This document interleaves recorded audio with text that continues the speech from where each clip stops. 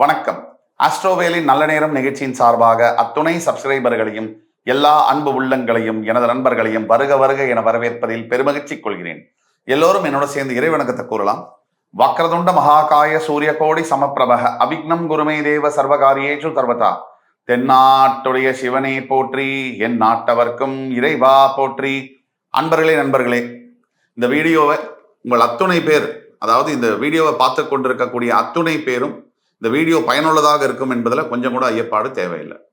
இன்னைக்கு நம்ம பேச போறது இரண்டாவது திருமணம் நடக்கக்கூடிய வாய்ப்புகள் எந்தெந்த ராசிகளுக்கு அதிகமாக இருக்கிறது. ஏன்னா திருமண பந்தம் வாழ்க்கையில ரொம்ப முக்கியமான ஒரு விஷயம். இந்த திருமண பந்தத்தினால நல்ல சக்சஸ் பண்ணவங்களும் உண்டு, ஃபெயிலியர் ஆனவங்களும் உண்டு. ஆனா திருமண பந்தத்தை மறுபடியும் ஒரு திருமணம் ஃபெயில் ஆயிடுச்சு அப்படின்னு சொல்லி பல பேர் அடுத்தது திருமணம் செய்யவே மாட்டேன் அப்படின்னு சொல்றது கூட ஒரு தவறான விஷயம்தான். தனிப்பட்ட ஒரு மனிதனுடைய கருத்தாக இருந்தாலும் கூட வாழ்க்கையில எல்லோருக்குமே ஒரு துணை என்பது அவசியம். அந்த வகையில இன்றைக்கு நம்ம பார்க்க போறது இரண்டாவது திருமணம். இரண்டாவது திருமணம் எத்தனை பேருக்கு எந்தெந்த ராசிகளுக்கு அதிகமா நடக்கக்கூடிய பாசிபிலிட்டி இருக்குங்கிறத பத்தி பேச போறோம். அந்த வரிசையில முதல் வகையா வரக்கூடியது, எப்பவுமே ராசிகள்ல 3 வகை உண்டு. சரராசி, ஸ்திர ராசி, உபயராசின்னு. இந்த உபயராசி அப்படின்னு எடுத்தோம்னா 4 கார்னர்ல இருக்கக்கூடிய ராசிகள், அதாவது மீனம், மிதுனம், கன்னி, தனுசு. இந்த 4 உபயராசிகளுக்கு இன் ஜென்ரலா தனுசு ராசியை தவிர நான் சொல்லுவேன், மிச்ச ராசிகளுக்கு இரண்டாவது திருமணம் நடக்கக்கூடிய வாய்ப்புகள் மிக மிக அதிகம். அதுக்கு என்ன காரணம்னா, தன்னுடைய ராசிக்கு 7ஆம் இடம் கரெக்டா திருமண ஸ்தானம்னு சொல்லுவாங்க. லக்னத்துக்கு தான் அதை சொல்லணும். அப்பனா நீங்க நாம இப்ப ராசின்னு சொன்னா கூட நீங்க நான் சொல்லக்கூடியதை லக்னத்துக்கு பொருத்தி பார்த்துக்கணும். அதாவது மீன லக்னம், மிதுன லக்னம், கன்னி லக்னம், இந்த 3 லக்னங்களுக்கு நிறைய பாசிபிலிட்டிஸ், சான்சஸ் இரண்டாவது திருமணம் நடக்கக்கூடிய வாய்ப்புகள் இருக்கு.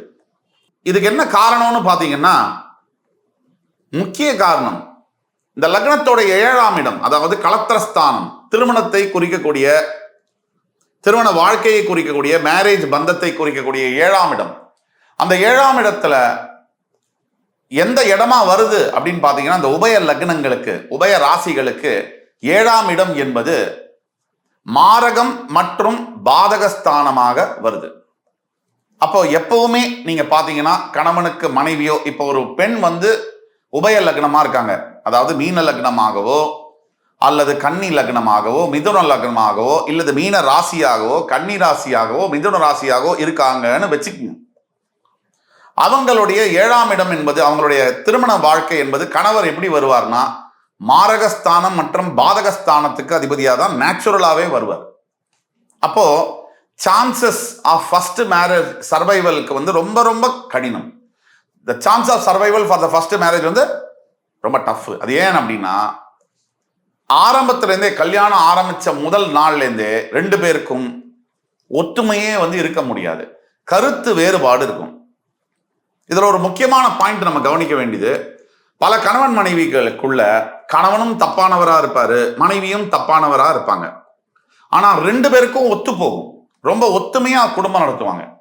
2 பேருமே கூட ஊரை சேர்த்து கூட ஃப்ராடு பண்றது, சீட்டிங் பண்றதெல்லாம் பண்ணுவாங்க. ஆனா சில அமைப்புகள்ல கணவனும் ரொம்ப உத்தமரா இருப்பாரு, மனைவியும் ரொம்ப நல்லவங்களா இருப்பாங்க. ஆனா ஒத்து வாழ மாட்டாங்க, கருத்து வேறுபாடுனால பிரிவாங்க. இந்த அமைப்பும் நம்ம பார்க்கிறோம்.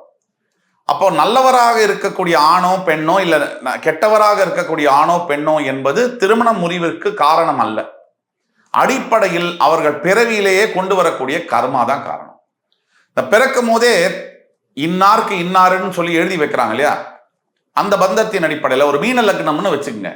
அதோட 7ஆம் இடம் கன்னிராசிக்கு அதிபதியா வரக்கூடிய புதன் மீனத்துல நீச்சம் பெறுவார். அதே மாதிரி இப்ப கன்னி லக்னம்னு வச்சுக்கிட்டீங்கன்னா கூட 7ஆம் அதிபதி குரு மாரகம் மற்றும் பாதகஸ்தானாதிபதி ஆவார். இப்ப இந்த மாதிரி அமைப்புல டே 1 ஆஃப் மேரேஜ்ல இருந்தே 2 பேருக்குமே ஒத்து வராதக்கூடிய வாய்ப்புகள் மிக மிக அதிகம். ஒரு எடுத்துக்காட்டுக்கு என்னென்ன மாதிரி பிரச்சனைகள் வரும், இவங்க என்ன நினைக்கிறாங்களோ மனைவி, கணவன் அதுக்கு நேர் எதிர்மாறா அவருடைய நினைப்புகளும் எண்ணங்களும் இருக்கும். இப்ப இவங்க ஒரு விஷயம் செய்யக்கூடாது அப்படின்னா கரெக்டா அதை அவர் செய்வார். இவங்க ஒரு விஷயம் செய்யணும் அப்படின்னா அதை அவர் சத்தியமா செய்ய மாட்டார். இதுவே கணவன் கூட மனைவி கிட்ட சொன்னா கூட மனைவி கேட்க மாட்டார். இந்த அமைப்பு இருக்கு. இப்போ மீனத்துக்கு அதே மாதிரி, கன்னிக்கு அதே மாதிரி. மிதுனத்துக்கு இன்னும் டேஞ்சர். அது எப்படின்னு கேட்டீங்கன்னா, தன்னுடைய 7ஆம் வீடு, அதாவது மிதுன லக்னத்துக்கு 7ஆம் வீடு என்பது தனுசு. அந்த தனுசுக்கு அதிபதியாக வரக்கூடிய குரு பகவான் அந்த தனுசு ராசியில மூலத்திரிகோணம் அடைவார். இன்னும் பலமா இருப்பார். இப்ப நமக்கு பாதகாதிபதி மற்றும் மாரகாதிபதியான குரு பகவான் பலத்தோடு இருக்கும்போது அந்த திருமண வாழ்க்கை என்பது எப்படி நல்லா இருக்க முடியும்? அப்போ நம்மளுடைய எதிரி நம்ம கூடவே தினமும் வாழ்ந்து அவங்க பலமா இருந்து நம்மளை தினம் தினம் மாவு மிஷின்ல போட்டு அரைக்கிற மாதிரி அரைக்கிறது தான் இந்த மாதிரியான அமைப்பு.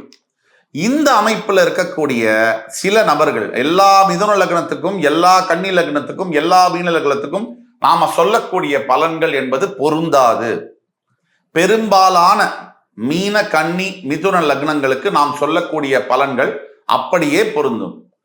இதுல தனுசு ராசியில தன்னுடைய மாரகம் மற்றும் பாதக ஸ்தானாதிபதியோட குரு மூலத்திரிகோண ஸ்தானம் அடைவதனால் அந்த தனுசு ராசியில அல்ல தனுசுல இருக்கக்கூடிய அந்த அமைப்பு அந்த மாதிரி இருக்கிறதுனால மிதுன லக்ன காலங்களுக்கு கணவனோ மனைவியோ பிச்சு பிச்சு திங்கிற மாதிரி தான் இருப்பாங்க.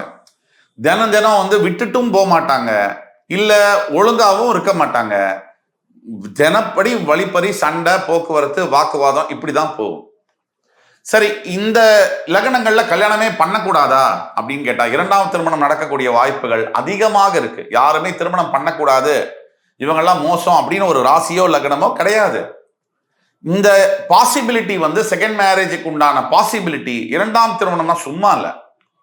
நீங்க முதல் மேரேஜ்ல வந்து ஒரு பிரிவு ஏற்படுதுன்னா, நீங்க வீடு வாங்கிட்டு விற்கிற மாதிரியோ இல்ல ஒரு வேலையை வந்து இழந்துட்டு இன்னொரு வேலைக்கு போற மாதிரியோ திருமண பந்தம் அப்படி இல்லை. ஏன் அப்படின்னா, ஒரு திருமண பந்தம் வந்து உள்ள போகும்போது மிகப்பெரிய ஒரு அளவுல உற்சாகம் இருக்கும், சந்தோஷம் இருக்கும்.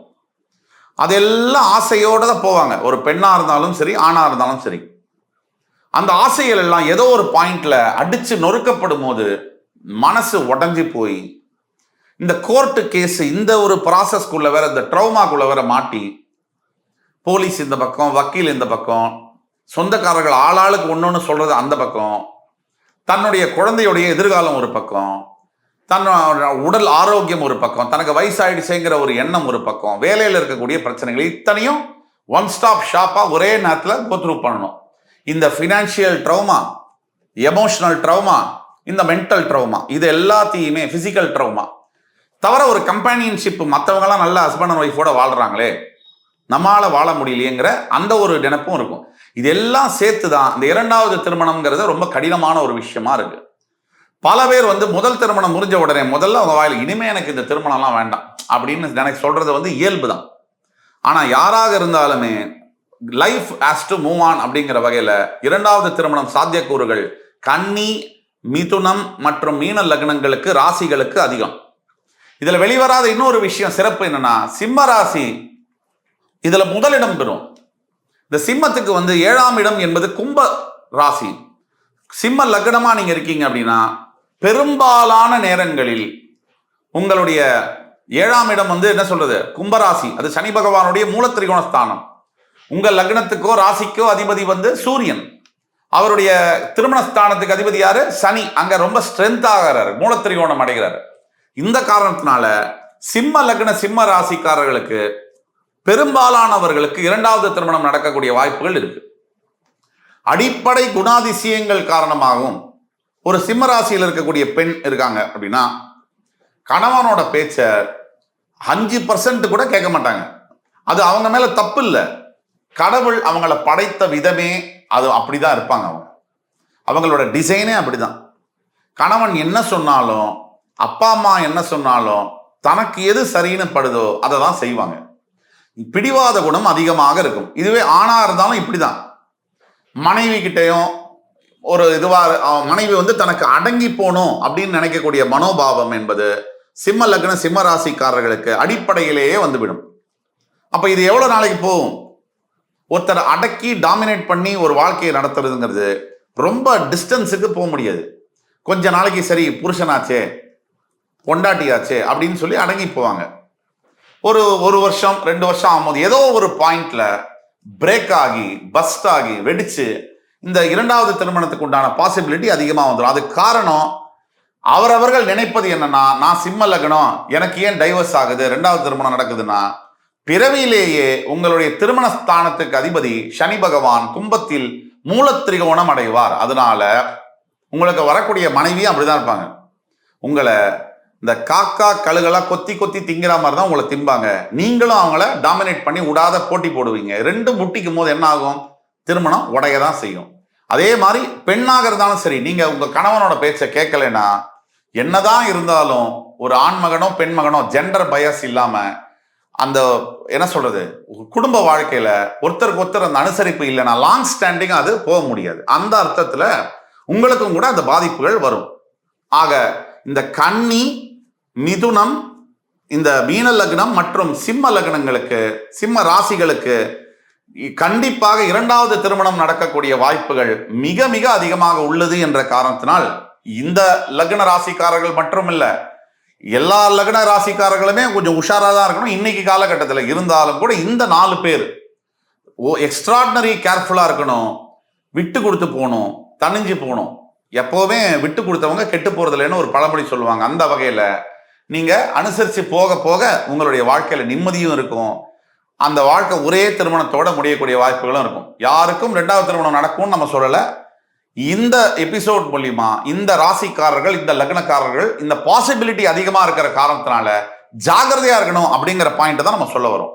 ஆக அடுத்து வரும் காணொலியில் மறுபடி உங்கள் அத்துணை பேரையும் சந்திக்கும் வரை உங்கள் அத்துணை பேரிடமிருந்து விடைபெறுவது உங்கள் சுபாஷ் பாலகிருஷ்ணன். நன்றி, வணக்கம், வாழ்க வளமுடன்.